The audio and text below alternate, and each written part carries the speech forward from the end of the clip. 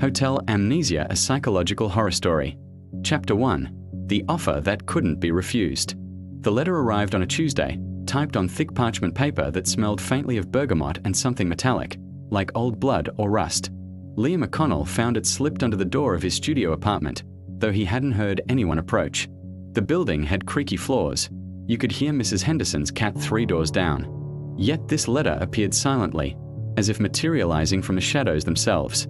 Mr. O'Connell, your services have been requested at the Hotel Amnesia. Position: night steward. Qualifications: your ability to forget what you see, and your willingness to remember what you must. Salary: $7,000 per week, paid in untraceable currency. Term: indefinite. First shift begins tonight at 11:47 p.m. A car will collect you. Bring nothing but your capacity for discretion. Sincerely, management. Liam had been unemployed for 6 months, surviving on dwindling savings and the occasional freelance writing gig. $7,000 a week was life-changing. It was also absurdly suspicious. He searched online for Hotel Amnesia. Nothing. No listings, no reviews, not even a blurred Google Maps image. He asked his former journalism colleagues. They'd never heard of it. At 11:46 p.m., a 1930s Bentley glided to the curb outside his building, its black paint absorbing the streetlights rather than reflecting them. The driver, a tall, gaunt man in a chauffeur's uniform that seemed 2 decades out of fashion, nodded but didn't speak as Liam climbed in. The interior smelled of polished leather and something else, ozone, like the air after lightning strikes.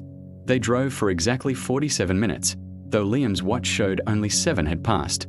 The city blurred, then vanished, replaced by fog-shrouded countryside and finally a winding mountain road. At 12:33 a.m., they arrived. Hotel Amnesia stood in a clearing where no hotel should logically exist. No access roads besides the one they'd taken, no power lines, no neighboring structures.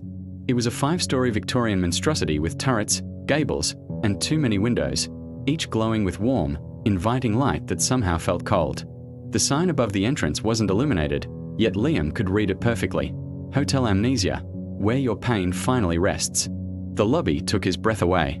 Marble floors, crystal chandeliers, rich mahogany paneling. It was opulent in a way that felt preserved rather than maintained. A grandfather clock ticked softly in one corner, its pendulum moving with hypnotic regularity. Behind the reception desk stood the oldest man Liam had ever seen. "Mr. O'Connell," the man said. His voice was papery dry, like autumn leaves crushed underfoot. "I am Eldred, master of Hotel Amnesia. You've read the rules." There were rules. Liam asked. Eldred slid a single sheet of vellum across the desk. 4 lines, handwritten in perfect cursive. Never ask what guests leave in their lockboxes. The basement is forbidden between midnight and 6 a.m. If a guest weeps, offer a handkerchief but never comfort. Accept only monetary gratuities. Memories make poor currency. Your predecessor, Eldred said, not looking up from the ledger he was writing in, disregarded Rule 4. He accepted a memory as payment. He now resides in room 207, believing himself to be a retired sea captain who lost his ship in 1843. He has been here since Tuesday, Liam swallowed. What happened to him? He became what he remembered, Eldred said simply. The memory was more real than he was. Now, your duties. Each floor has 7 rooms. Tonight, we have 3 guests. You will ensure they are undisturbed until morning. At dawn, they will check out, and you will ensure their lockboxes are properly stored. Lockboxes. Lockboxes. Eldred gestured to the wall behind him. Hundreds of small, ornate boxes filled shelves from floor to ceiling, each with a room number and date engraved on a brass plate. Some looked centuries old. Hotel Amnesia doesn't offer room service or turn-down service, Eldred explained. We offer Oblivion. For a substantial fee, our guests may leave behind memories they no longer wish to carry. Painful memories. Traumatic memories. Memories that would otherwise drive them to madness or worse. We store these memories safely, and they forget. Liam stared. You can do that. Since 1765, Eldred said. The process is proprietary. Your job is not to understand it, but to facilitate it. Now, the current guests. He handed Liam 3 keys on tarnished silver rings. Room 204, a woman mourning a child. She will leave before sunrise. Room 317, A man in a grey suit. Do not make eye contact. Room 666. Currently empty, but you may hear noises. Ignore them. And the basement? Liam asked. Eldred's eyes, milky with cataracts, seemed to sharpen. The basement is where we store memories that have evolved. After approximately 50 years, memories left unattended begin to develop awareness. They become what we call echoes. They're harmless if contained. The door is always locked. You don't have the key. You don't want the key. Chapter 2. The First Night. Room 204's occupant was indeed weeping. Through the door, Liam heard muffled sobs that seemed to echo in his own chest. He remembered Rule 3, offer a handkerchief but never comfort, and slipped a crisp white cloth under the door. The weeping paused, then resumed softer. Room 317 was silent. As Liam passed, he caught a glimpse through the keyhole. A man in an impeccable grey suit standing before a mirror, carefully removing his own face like a mask.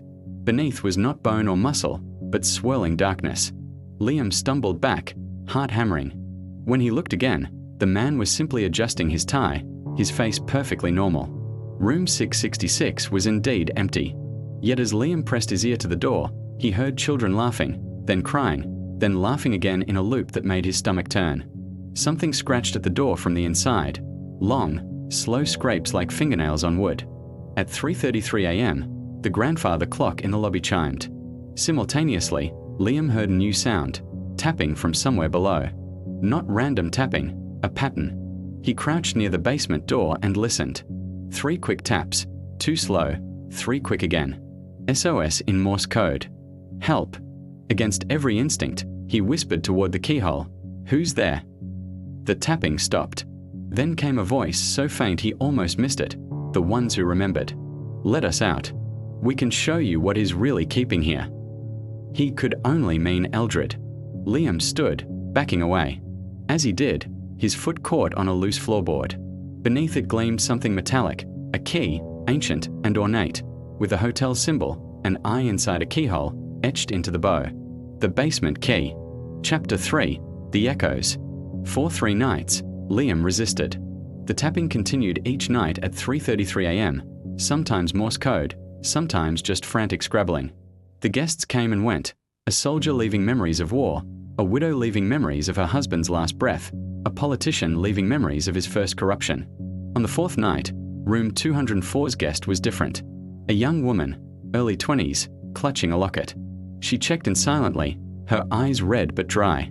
At 2 a.m., Liam heard her scream, a sound of such pure terror that he broke Rule 3 and knocked. Are you all right? The door opened a crack. The woman's face was pale. I changed my mind, she whispered. I want my memory back. The one I left here last year. My daughter's laugh. I thought forgetting would help, but now I can't remember her happy. Only the accident. Liam hesitated. I'll speak to the master. Eldred was not pleased. Memories cannot be returned, he said flatly. The process is irreversible. She signed the contract. But she's suffering. Suffering is why people come here, Mr. O'Connell. We end it. What she's experiencing now is regret, which is a different emotion entirely. It will pass. But Liam remembered the key. And that night, at 3:33 a.m., when the tapping began again, he made his decision. The basement door groaned open. The stairs descended into darkness so complete it felt solid. Liam's flashlight revealed walls lined not with shelves, but with glass jars, each containing swirling, glowing mist. In the mist, faces formed and dissolved. The woman weeping in 204, the soldier, the widow, thousands of them. And between the jars, shapes moved. They were humanoid but indistinct, like figures seen through frosted glass. One drifted toward him, and Liam saw it had the face of a child, the same child from the locket the young woman had shown him. You're new, the child echo said, its voice the sound of wind through dead leaves.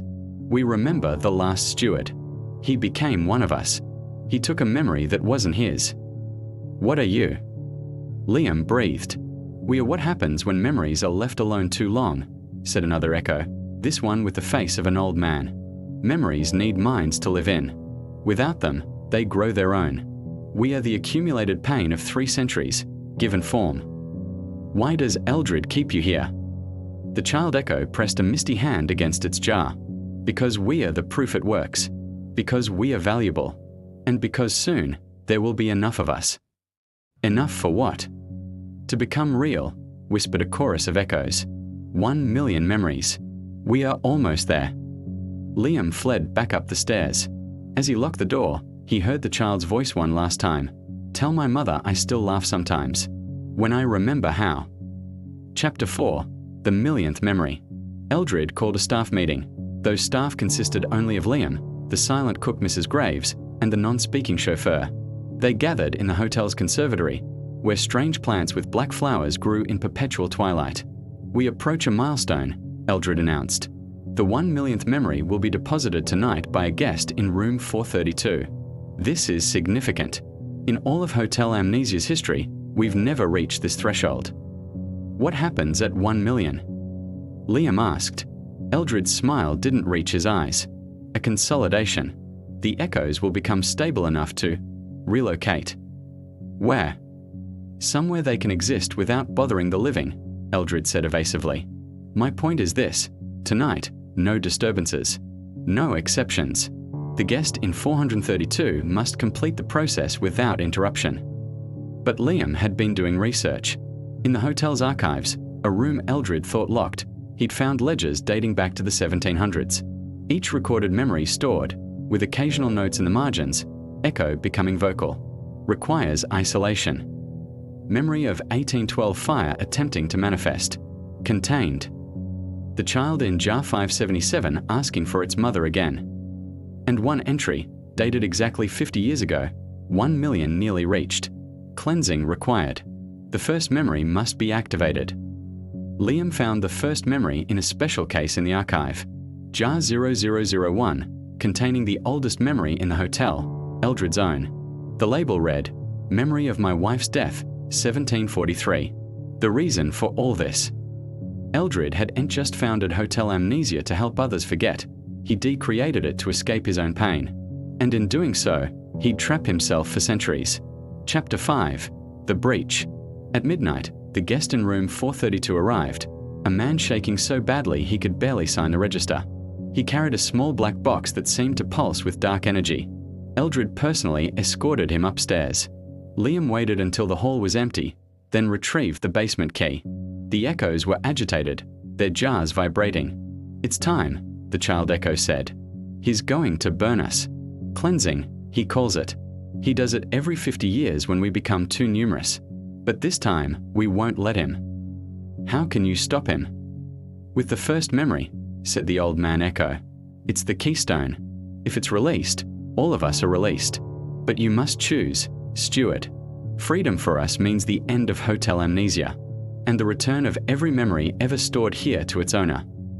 Liam imagined thousands of people suddenly remembering their worst traumas all at once. The psychological toll would be catastrophic, but keeping the echoes imprisoned forever was equally monstrous. As he hesitated, screams came from upstairs. He raced to room 432. The door hung open. Inside, the guest lay unconscious on the floor. Eldred stood over the open black box, from which tendrils of darkness were escaping. It's become sentient too quickly, Eldred hissed. The millionth memory is rejecting containment. The darkness coalesced into a shape, a towering figure made of shattered glass and screaming faces. It was memory given will, and it was angry. Chapter 6. The Choice. Hotel Amnesia shuddered as the millionth memory rampaged through the halls. Doors blew open, releasing decades of stored pain. The echoes in the basement began to scream in unison. Liam made his decision. He ran to the archive, grabbed jar 0001, and descended to the basement. The echoes pressed against their glass, pleading, Please. We want to be remembered, even if it hurts. Liam smashed Eldred's first memory jar. The effect was instantaneous. Every jar in the basement shattered. The echoes poured forth, not as mist but as solid forms. The child, the old man, the soldier, the widow, thousands of them spanning centuries. They flowed past Liam up the stairs, not attacking but seeking. They streamed through the hotel, entering rooms where guests slept. The young woman in 204 gasped as her daughter's laugh memory returned. The soldier in 312 sat bolt upright, remembering not just the horror of war but the brotherhood. The widow in 405 wept, but this time with bittersweet joy. The millionth memory creature paused as the echoes flowed around it. They touched it, and it began to dissolve. Its anger diffused into countless individual memories returning to their owners. Eldred appeared in the doorway, aged 1,000 years in moments. "What have you done?" "What you should have done centuries ago," Liam said. "Let people carry their own pain. It's what makes them human." The hotel began to fade around them, its existence tied to the memories it stored. As the last memory returned to its owner, Hotel Amnesia simply ceased to be. Epilogue: The Reminders. Liam woke on the mountain road, the Bentley gone. In his pocket, he found $28,000, 4 weeks' pay, and a single postcard showing Hotel Amnesia as it once was. On the back, in handwriting he recognized as Eldred's, "You were right. I built a prison to avoid my own cell. The hotel is gone. The echoes are free. But memory, Mr. O'Connell, has a way of finding its way home. You'll see." Months passed. Liam used the money to start fresh. But sometimes, in quiet moments, he'd experience flashes that weren't his. The taste of sea salt from a memory of a 19th century sailor. The feel of a wedding dress from a 1920s bride. The terror of a soldier in the trenches. The echoes hadn't disappeared. They'd become reminders, wandering the world, gently returning fragments of memory to those ready to bear them. Liam saw them sometimes, the child echo playing in a park, giving a lonely woman the memory of her own childhood joy, the old man echo in a hospital, helping a dying man remember his first love. They didn't erase pain. They gave it context. They made it bearable. One rainy Tuesday, Liam received another letter. Not on parchment this time, ordinary paper, typed, "Dear Mr. O'Connell, Hotel Amnesia has relocated. There will always be those who wish to forget. There will always be a need for stewards who understand that remembering is harder, but braver. The position remains open. The car will collect you at 11:47 p.m. if you're willing. Sincerely, the reminders." Liam burned the letter. But that night, at 11:46, he found himself waiting by the window. Down the street, a 1930s Bentley glided silently through the rain. He remembered Eldred's words, "Some memories are too heavy to carry alone." And he remembered his own addition, "But that's why we have shoulders." The car stopped. Liam took a deep breath and stepped out into the rain.